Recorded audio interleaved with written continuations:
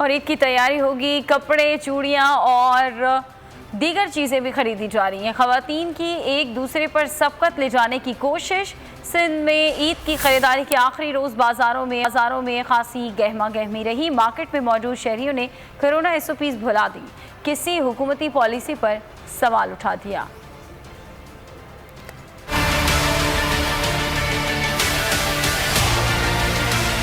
सिंध में ईद की खरीदारी के आखिरी रोज बाजारों में गहमा गहमी रही। किसी ने कपड़े खरीदे, किसी ने जूते, तो कोई महज विंडो शॉपिंग के बाद चलता बना। कराची की हैदी मार्केट में शहरियों की बड़ी तादाद उमड़ आई। खरीदारी में मसरूफ लोगों ने कोरोना SOPs भुला दी। खातून की अनोखी मंतक, कहा कोरोना वायरस है ही नहीं।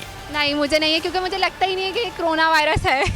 एक और खातून ने हुकूमती पॉलिसी पर सवाल उठाते हुए कहा, बाजार 24 घंटे खुलते तो इतना रश न होता।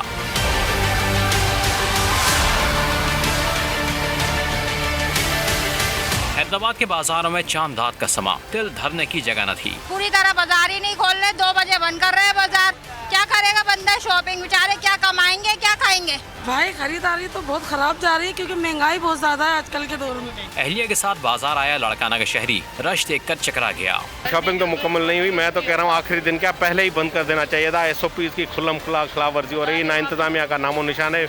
मैं तो अपने बच्चों को भी कह के थक गया हूँ। मेरी SOPs की खिलाफ वर्जी पर कहा, बाजार बहुत पहले ही बंद कर देने चाहिए थे।